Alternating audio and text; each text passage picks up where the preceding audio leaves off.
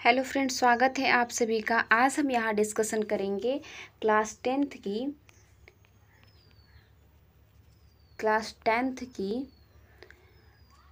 Chemistry का portion.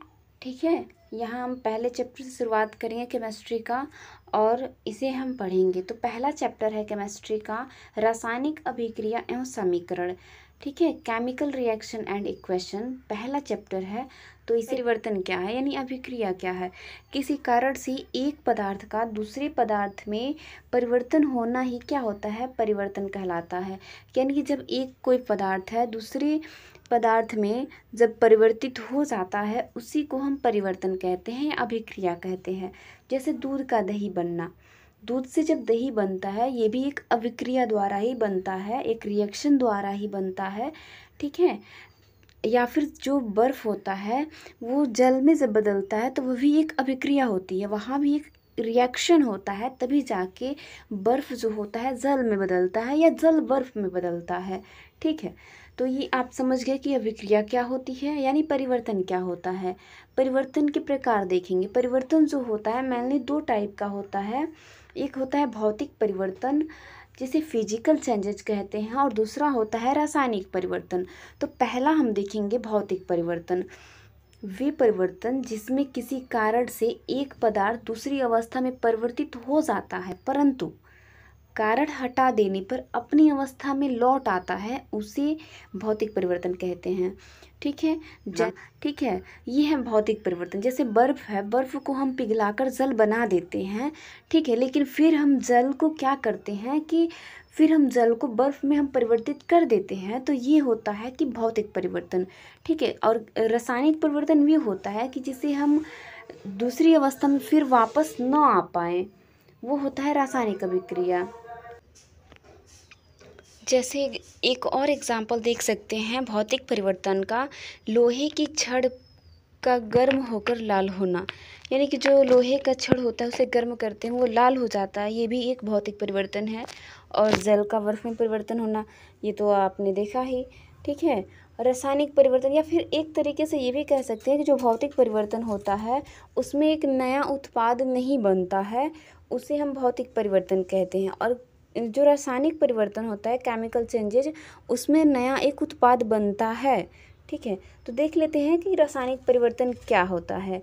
कि वे परिवर्तन जिसमें एक पदार्थ दूसरे पदार्थ में किसी कारण से परिवर्तित हो जाता है परंतु परिवर्तन का कारण हटा लेने पर भी वो अपनी मूल अवस्था में परिवर्तित नहीं होता है, उसे रासायनिक परिवर्तन को जलाते हैं। जब हम लकड़ी को जलाते हैं तो उससे राख बनता है। क्या हम फिर इस राख को लकड़ी में परिवर्तित कर सकते हैं? नहीं ना। तो ये होता है रासायनिक परिवर्तन। यानी कि जब एक नया उत्पाद बन जाता है तो उस उत्पाद से हम मूल रूप में नहीं जा पाते हैं, उसी को हम कहते हैं रासायनिक परिवर्तन। ये समझ आया? या फिर ये भी कह सकते हैं कि रासायनिक परिवर्तन में एक नया पदार्थ बनता है। ठीक है, और बहुत अगला टॉपिक है रासायनिक अभिक्रिया। रासायनिक अभिक्रिया किसे कहते हैं? तो वे अभिक्रिया जिसमें दो या दो से अधिक पदार्थ परस्पर क्रिया करके एक नया पदार्थ का निर्माण करते हैं तो उसे रासायनिक अभिक्रिया कहते हैं।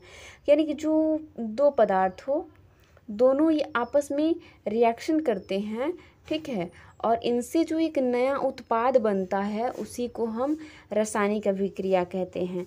ठीक है, जैसे हम जब नाइट्रोजन को हाइड्रोजन से हम अभिक्रिया कराते हैं तो अमोनिया गैस बनता है। जैसे नाइट्रोजन N2 और प्लस 3H2, तो इन दोनों का जब हम अभिक्रिया करा रहे हैं तो एक नया उत्पाद क्या बन के आ रहा है, तो अमोनिया बन के आ रहा है।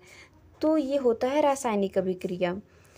या फिर हम हाइड्रोजन को ऑक्सीजन से अभिक्रिया करा रहे हैं तो क्या बन के आ रहा है, तो जल बनता है। अब हम रासायनिक अभिक्रिया की पहचान कैसे करेंगे? तो हम जब रासायनिक अभिक्रिया करते हैं तो उसमें देखते हैं कि एक अवस्था से दूसरी अवस्था में वो परिवर्तित हो रहा है कि नहीं।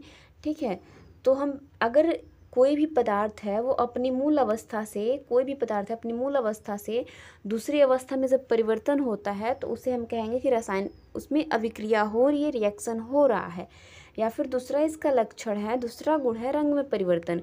अब जब रिएक्शन हो रहा है तो उसमें कोई कलर तो चेंजेज होगा ही। तीसरा है गैस का निकलना, जब रिएक्शन होता है तो कोई ना कोई इसमें से गैस निकलता है, ठीक है। और चौथा है ताप में परिवर्तन, उसका टेम्परेचर लो और हाई करके भी हम देखते हैं। और लास्ट होता है अवक्षेप का निर्माण, रिएक्शन के बाद न्यू पदार्थ क्या बन रहा है, ये है अवक्षेप का निर्माण। थैंक यू दोस्तों, इस वीडियो में इतना ही। आगे हम दूसरे वीडियो में देखेंगे